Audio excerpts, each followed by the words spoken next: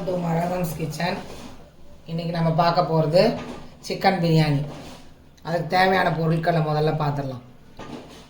1.25 kilo அரிசி போட்டிருக்கேன்.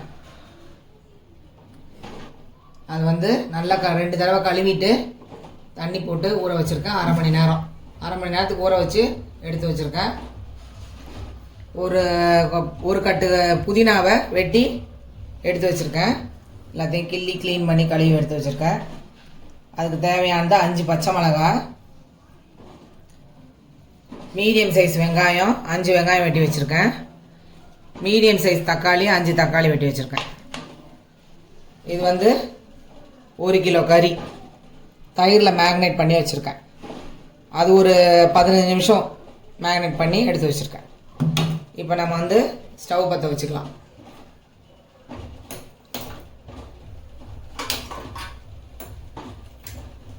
இப்போ நம்ம வந்து எண்ணெய் ஊற்றிக்கலாம்.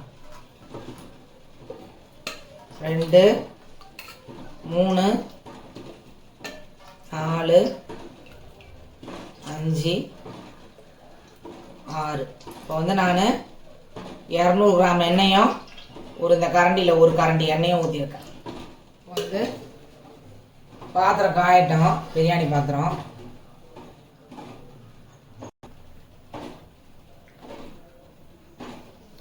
நான் வந்து உங்களுக்கு இப்போ வந்து நான் 1.25 கிலோன்னு சொன்னேன் இல்லையா, அதுக்கு நான் வந்து 1 கிலோ கறி தான் எடுத்து வச்சுருக்கேன்.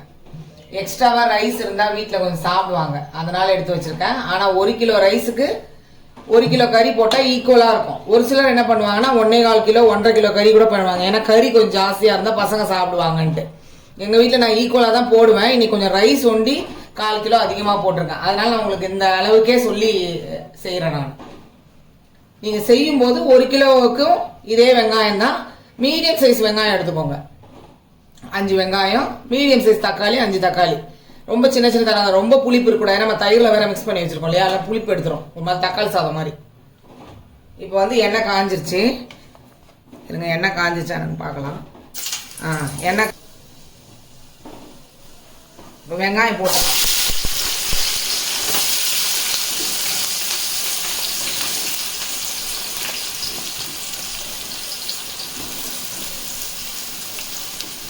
நான் வந்து பெரிய பாத்திரமா இப்போ யூஸ் பண்ணுறேன்.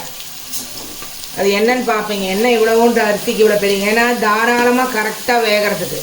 அப்போ எங்கேயுமே நம்மளுக்கு ஒரு ஃப்ரீனஸ் இல்லாமல் இருக்காது இல்லையா. ஒரு மாதிரி இடுக்கிக்கிட்டு சாப்பாடெலாம் ஏன்னா ஒரு மாதிரி ஒட்டிக்கும். இதுனா கொஞ்சம் நல்லா ஃப்ரீயாக இருக்கும். அதனால தான்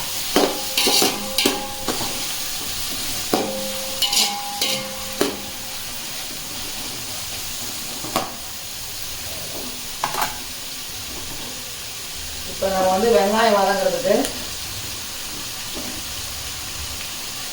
கொஞ்சமாக ஒரு 1/4 ஸ்பூன் உப்பு போட்டிருக்கேன்.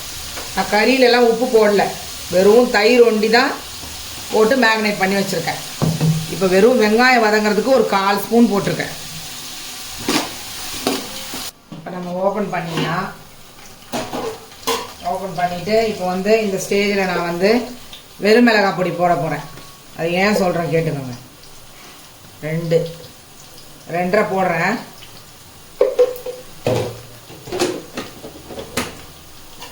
இதை வந்து ஏன் இந்த ஸ்டேஜில் நம்ம போடுறோம்னா, நம்ம வந்து எந்த கலருமே போட போகிறது கிடையாது. இந்த வெங்காயத்துலேயே இந்த மிளகாத்தூளை போடுறதுனால அந்த சாதம் வந்து நல்லா இதே கலரில் இருக்கும். உங்களுக்கு சூப்பராக இருக்கும். ஒரு சில கலர்லாம் போடுவாங்கல்ல, கேசரி பவுடரு அதெல்லாம் போடவே வேண்டாம். இந்த அளவுக்கு வெங்காயம் வதங்கினா போதும். ஒரு சிலர் டார்க் ப்ரௌனாக வதக்குவாங்க. நான் அந்த அளவுக்குலாம் வதக்க மாட்டேன். ஓரளவுக்கு நல்லா சேஞ்ச் ஆகிடுச்சுனாலே போதும்னு சொல்லிவிட்டு இப்போ நம்ம தக்காளி போட்டுடலாம். தக்காளி போட்டுட்டு நல்லா வதக்கி விட்டுக்கோங்க. வதக்கிக்கிட்டே இந்த ஸ்டேஜில் நல்லா இப்படி ஒரு கைப்பிடிக்கு புதினா, 3 பச்சை மிளகாய் போடுறேன். இப்போ வந்து இது அப்புறம் நம்ம வந்து லாஸ்ட்டாக போடுறதுக்கு அந்த புதினா, அதனால தான் எடுத்து வச்சிட்டேன். இப்போ நல்லா வதக்கிக்கோங்க.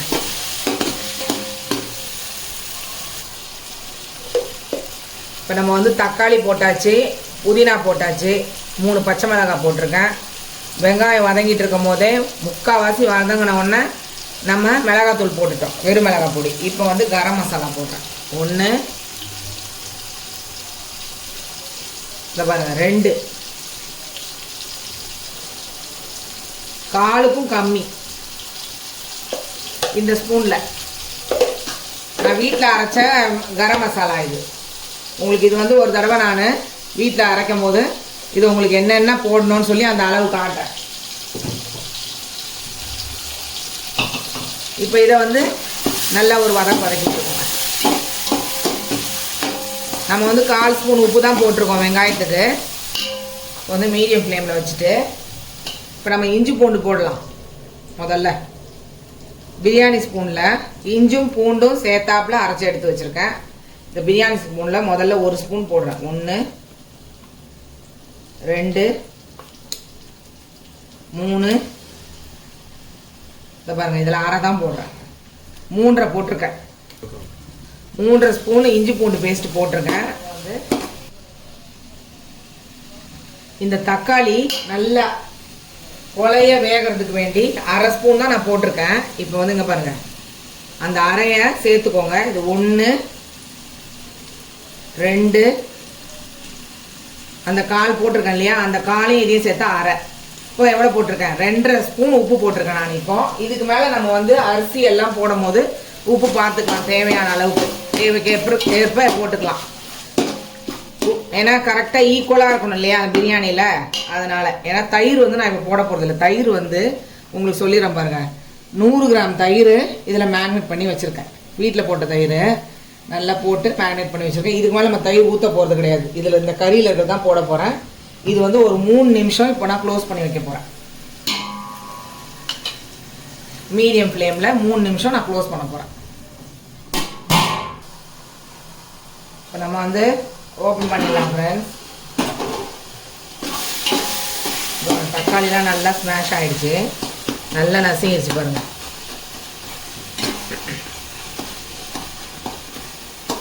இப்போ வந்து இன்னும் ஒரு 3 நிமிஷத்துக்கு நான் க்ளோஸ் பண்ணி வைக்க போகிறேன். ஆனால் அதுக்கு முன்னாடி கறியை போட போகிறேன். அந்த தயிரில் போட்டு வச்சுருந்தேன் இல்லையா, அதை போட்டு நல்லா அந்த மசாலாவோட நல்லா கலரி விட்டுக்கோங்க.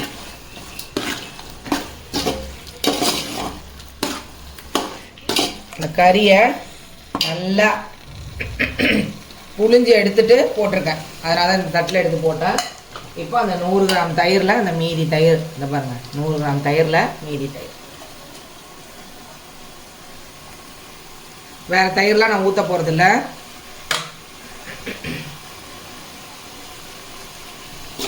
இப்போ 3 நிமிஷத்துக்கு மீடியம் ஃப்ளேமில் நம்ம க்ளோஸ் பண்ணி வைக்கலாம்.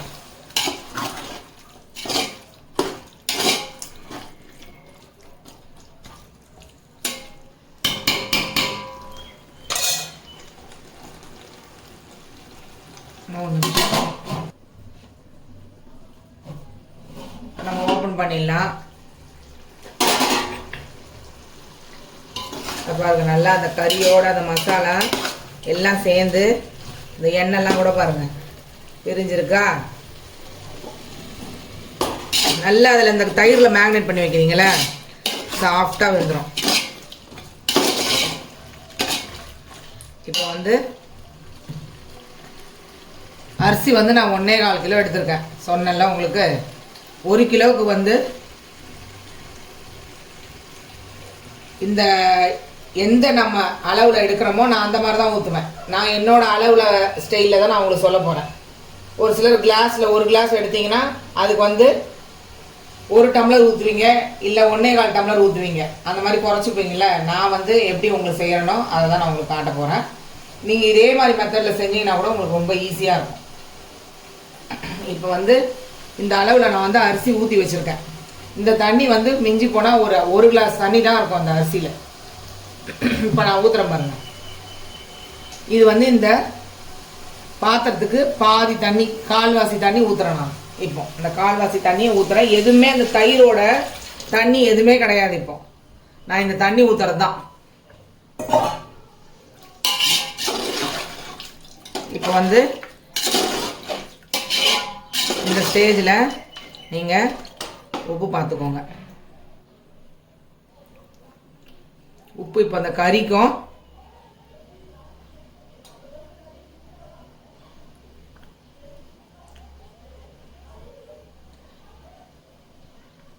கறிக்கும் இந்த மசாலாக்கும் ஈக்குவலாக இருக்குது.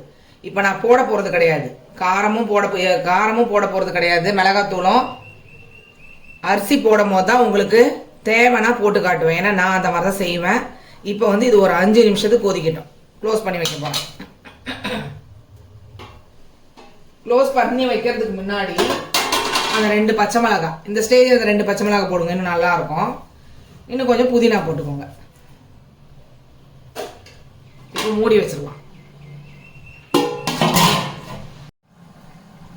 இப்போ 5 நிமிஷம் ஆயிடுச்சு.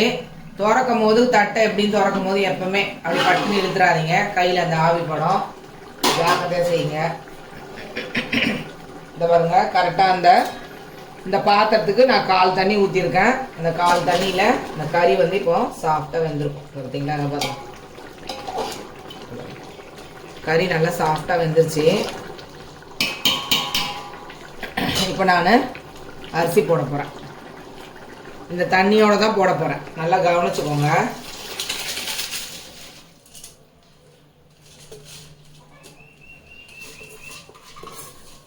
அரை மணி நேரம் இப்போ ஊறிடுச்சு, நல்லா கரெக்டாக இருக்கும் உங்களுக்கு பதம். ஆனால் நான் இப்படி தான் செய்வேன், இது என்னோட ஸ்டைலு. நடுவில் போட்டிருக்கேன் அரிசியை. இப்போ நம்ம அரிசி போட்டிருக்கோம். இப்போ தண்ணி ஊற்ற போகிறேன். தண்ணி ஊற்றிட்டு இந்த மாதிரி பரப்பி விடுங்க. நல்லா இந்த மாதிரி பரப்பி விட்டுட்டு, இந்த பாருங்க, பரப்பி விட்டுட்டு சும்மா லைட்டாக, ரொம்ப அப்படி கிளறக்கூடாது, இந்த மாதிரி கிளறி விட்டுட்டு, இப்போ தண்ணியும் அரிசி ஈக்குவலாக இல்லை. இப்போ வந்து இந்த அளவுக்கு இருக்கணும் அந்த தண்ணி. அரிசிக்கும் அந்த தண்ணி, அரிசி உள்ளே இருக்கு இல்லையா, இந்த கரெக்டாக இதுக்கு மேலே இவ்வளோ அளவுக்கு இருக்கணும். இருந்துச்சுனாலே போதும். நான் இந்த அளவுக்கு தான் செய்வேன்.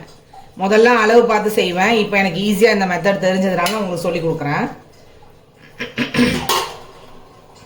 இப்போ ஊற்றுறோம் பாருங்க தண்ணியை.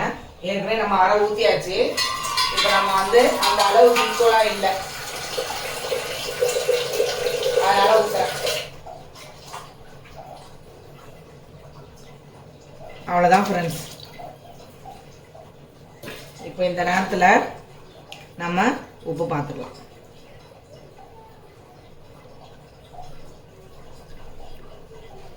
உப்பு வந்து ஒரு 1/4 ஸ்பூன் போடணும்.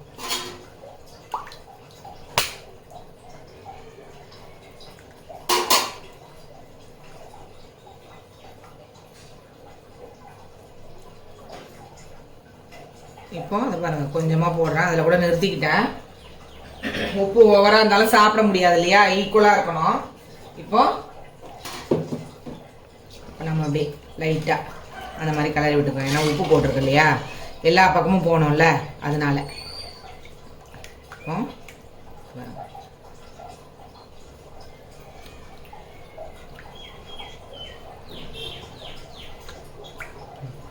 இப்போ கரெக்டாக இருக்கு, உப்பு கரெக்டாக இருக்கு, காரமும் கரெக்டாக இருக்கு.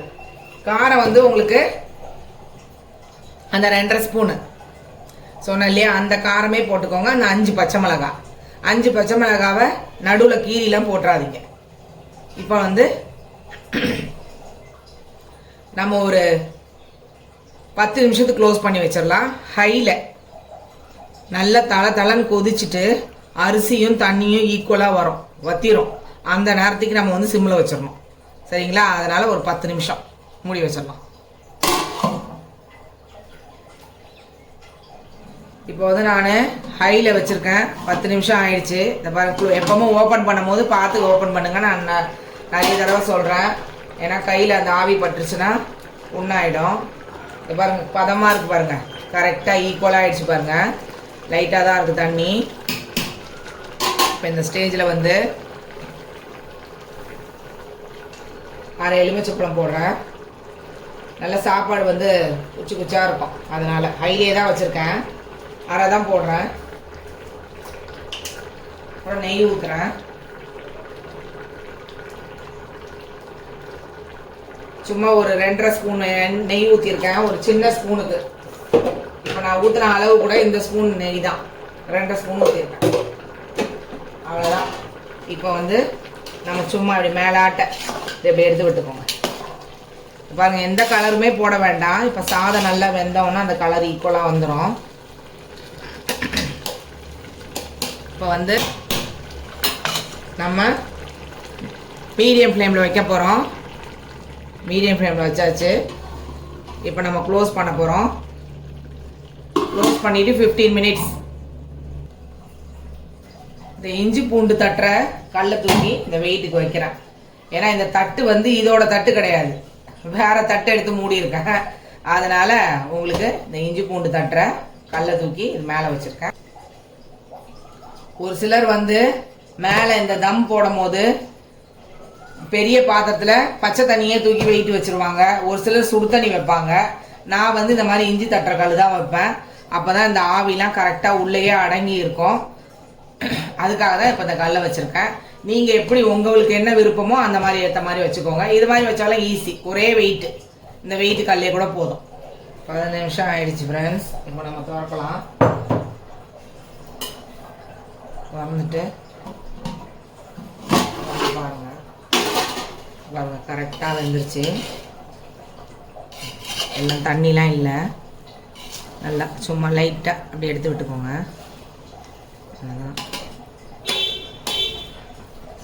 பாருங்கள் கலர்லாம் பாருங்கள் கரெக்டாக இருக்குது பாருங்கள். இப்போ நான் ஆஃப் பண்ணிட போகிறேன். ஆஃப் பண்ணிவிட்டு ஒரு 10 நிமிஷம் கழித்து நம்ம திறந்து பார்க்கலாம். நம்ம கேஸ் ஆஃப் பண்ணி 10 நிமிஷம் வச்சு இருந்தோம் இல்லையா? இப்போ நம்ம வந்து எடுத்து பார்க்கலாம். கரெக்டாக சாப்பாடு இதை பாருங்கள். இப்போ வந்து நம்ம தட்டில் போட்டு கறியெல்லாம் எப்படி வந்திருக்குன்னு பார்க்கலாம். சும்மா ஒரு சின்ன பீஸ் தான் எடுக்கிறேன். பாருங்க,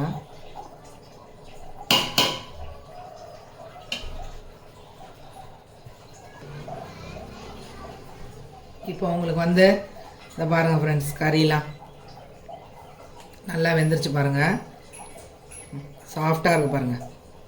இப்போ வந்து நான் உங்களுக்கு உப்பு காரம்லாம் சாப்பிட்டு பார்த்து சொல்கிறேன்.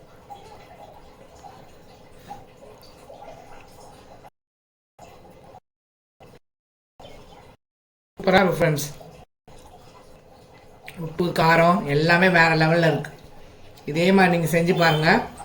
உங்களுக்கு இந்த சிக்கன் பிரியாணி பிடிச்சிருந்தா லைக் பண்ணுங்கள், சப்ஸ்கிரைப் பண்ணுங்கள். Thank you friends.